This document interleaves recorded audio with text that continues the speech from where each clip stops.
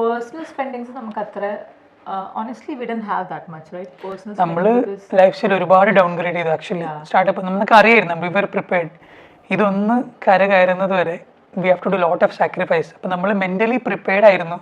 അപ്പോൾ നമ്മൾ ഒരുപാട് കാര്യങ്ങൾ ലൈക്ക് എക്സാമ്പിൾ നമ്മൾ ഹണിമൂണിന് പോയിട്ടില്ല. അപ്പോൾ നമ്മളങ്ങനെ കുറേ സാധനങ്ങൾ മാറ്റി വെച്ചു. നമുക്കറിയായിരുന്നു മേ ബി നെക്സ്റ്റ് 2-3 ഇയേഴ്സ് ഭയങ്കര ഫിനാൻഷ്യലി സ്ട്രെസ്ഫുൾ ആയിരിക്കും. We were very prepared for that. പക്ഷെ അതിൻ്റെ കൂടെ എൻഡ് ഓഫ് ദി ഡേ നമ്മളെ പേഴ്സണൽ ഫൈനാൻസ് നമുക്ക് ഒരു പരിധി വരെ മാനേജ് ചെയ്യാം. പക്ഷേ കമ്പനി ഗ്രോ ചെയ്യണമെങ്കിൽ end of the day you need money right. അവിടെയായിരുന്നു കൂടുതൽ ബുദ്ധിമുട്ടുണ്ടായിരുന്നത്.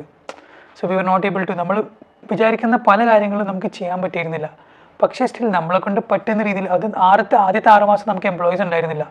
നമ്മൾ തന്നെയാണ് എല്ലാം ചെയ്തത്. എന്തൊക്കെ നമ്മളെ കൊണ്ട് ചെയ്യാം. കസ്റ്റമർ സപ്പോർട്ട് നമ്മളാണ് ചെയ്തത്. സിമിലർലി എനിക്ക് കുറച്ച് കോഡിംഗ് ഒക്കെ അറിയുന്നുണ്ട്. വെബ്സൈറ്റിൻ്റെ മെയിൻ്റനൻസും മാർക്കറ്റിങ്ങും എല്ലാം യൂട്യൂബിലിരുന്ന് പഠിച്ച് പാക്കിംഗ് അടക്കം നമ്മളാണ് ആദ്യത്തെ 6 മാസം ചെയ്തത്.